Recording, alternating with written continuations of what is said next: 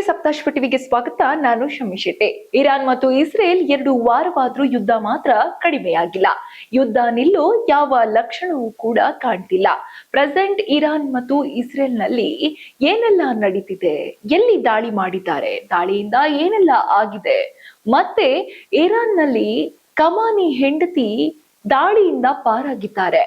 ಅವರು ಹಾಗಾದ್ರೆ ಬದುಕಿದ್ದು ಹೇಗೆ? ಈ ಎಲ್ಲ ಕಂಪ್ಲೀಟ್ ಡೀಟೇಲ್ಸ್ ಕೊಡ್ತಾ ಹೋಗ್ತೀನಿ, ಕೇಳಿ. ಇರಾನ್ ಮತ್ತು ಇಸ್ರೇಲ್ ನಡುವಿನ ಯುದ್ಧ ಈಗ ಮತ್ತಷ್ಟು ಭೀಕರ ಸ್ವರೂಪ ಪಡೆದುಕೊಂಡಿದೆ. ಇರಾನ್ನ ಶಕ್ತಿಯನ್ನೇ ಒಡಿಸ್ ಮಾಡಲು ಅಮೆರಿಕ ಮತ್ತು ಇಸ್ರೇಲ್ ಜಂಟಿ ಕಾರ್ಯಾಚರಣೆಗೆ ಇಳಿದಿದೆಯಾ ಎಂಬ ಪ್ರಶ್ನೆ ಈಗ ಮೂಡಿದೆ. ಹೌದು, ಬಾಗ್ದಾದ್ ನಿಂದ ತೆಹರಾನ್ ವರೆಗೂ ಕೂಡ ಈಗ ಬರೀ ಮಿಸೈಲ್ಗಳ ಸದ್ದು ಕೇಳುತ್ತಿದೆ. ಇರಾನ್ನ ಪ್ರಮುಖ ಸೇನಾ ನೆಲೆಗಳು ಕೂಡ ಈಗ ಧೂಳಿಪಟವಾಗಿದೆ. ಈ ಯುದ್ಧದ ಮೊದಲ ಮತ್ತು ಪ್ರಮುಖ ಗುರಿ ಬಾಗ್ದಾದ್ನ ನೈಋತ್ಯದಲ್ಲಿರುವ ಪಾಪ್ಯುಲರ್ ಮೊಬಿಲೈಸೇಷನ್ ಫೋರ್ಸಸ್ ಅಂದ್ರೆ PMF ನ ಪ್ರಧಾನ ಕಚೇರಿ. ಇರಾನ್ ಬೆಂಬಲಿತ ಈ ಪಡೆಯನ್ನ ಹತ್ತಿಕ್ಕಲು ಇಸ್ರೇಲ್ ನಡೆಸಿದ ವೈಮಾನಿಕ ದಾಳಿಯಂತಹದ್ದು. ಅಂದ್ರೆ ಇಡೀ ಕಟ್ಟಡವೇ ನೆಲಸಮವಾಗಿದೆ. ಈ ದಾಳಿಯಲ್ಲೇ ಇರಾನ್ನ ಪ್ರಮುಖ ಕಮಾಂಡ್ಗಳು ಸಿಲುಕಿರುವ ಶಂಕೆ ಕೂಡ ವ್ಯಕ್ತವಾಗಿದೆ. ಇಸ್ರೇಲ್ನ ಈ ದಿಢೀರ್ ನಡೆ ಇರಾನ್ಗೆ ದೊಡ್ಡ ಆಘಾತ ನೀಡಿದೆ. ಇದು ಕೇವಲ ಇಸ್ರೇಲ್ನ ಒಬ್ಬಂಟಿ ಹೋರಾಟವಲ್ಲ, ಇದರ ಹಿಂದೆ ಅಮೆರಿಕದ ಬಲವಾದ ಬೆಂಬಲವಿದೆ.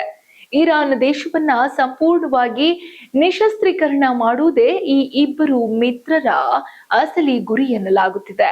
ಇರಾನ್ನ ಅಣುಶಕ್ತಿ ಮತ್ತು ಕ್ಷಿಪಣಿ ತಂತ್ರಜ್ಞಾನವನ್ನ ಹತ್ತಿಕ್ಕಲು ಅಮೆರಿಕದ ಸೇನೆ ಇಸ್ರೇಲ್ ಜೊತೆಗೂಡಿ ದಾಳಿಯನ್ನ ತೀವ್ರಗೊಳಿಸಿದೆ. ದಿನದಿಂದ ದಿನಕ್ಕೆ ಇರಾನ್ ಮೇಲೆ ಹಾರುತ್ತಿರುವ ಕ್ಷಿಪಣಿಗಳ ಸಂಖ್ಯೆ ಹೆಚ್ಚಾಗುತ್ತಲೇ ಇದೆ.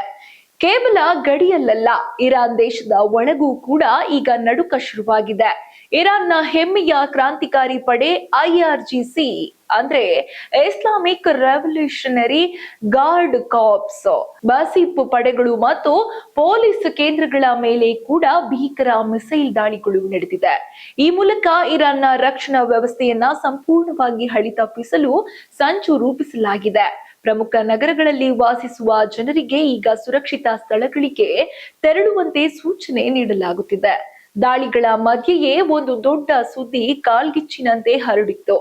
ಇರಾನ್ನ ಸುಪ್ರೀಂ ಲೀಡರ್ ಅಲಿ ಇರಾನ್ ಮತ್ತು ಇಸ್ರೇಲ್ ಅವರ ಹತ್ಯೆಯಾಗಿದೆ ಮತ್ತು ಅವರ ಪತ್ನಿ ಕೂಡ ಮೃತಪಟ್ಟಿದ್ದಾರೆ.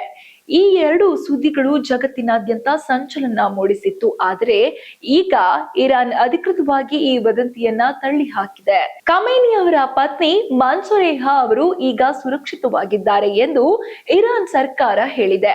ಯುದ್ಧದ ಸಮಯದಲ್ಲಿ ಇಂತಹ ಸುಳ್ಳು ಸುದ್ದಿಗಳು ಹರಡುತ್ತಿರುವುದು ಪರಿಸ್ಥಿತಿಯನ್ನ ಮತ್ತಷ್ಟು ಗಂಭೀರಗೊಳಿಸಿದೆ. ಹಾಗಾದ್ರೆ ಇರಾನ್ ಈ ದಾಳಿಗೆ ಹೇಗೆ ಪ್ರತಿಕ್ರಿಯಿಸಲಿದೆ? ಅಮೆರಿಕ ಮತ್ತು ಇಸ್ರೇಲ್ನ ಮುಂದಿನ ಗುರಿ ಯಾವುದು? ಇದು 3ನೇ ಮಹಾಯುದ್ಧಕ್ಕೆ ನಾಂದಿ ಹಾಡಲಿದೆಯಾ? ಇಡೀ ಜಗತ್ತು ಈಗ ಉಸಿರು ಬಿಗಿ ಹಿಡಿದು ನೋಡುತ್ತಿದೆ. ಇದು ಈ ಹೊತ್ತಿನ ಸುದ್ದಿ. ಇನ್ನಷ್ಟು ಸುದ್ದಿಗಳಿಗಾಗಿ ನೋಡ್ತಾ ಇರಿ ಸಪ್ತಾಶ್ವ ಟಿವಿ.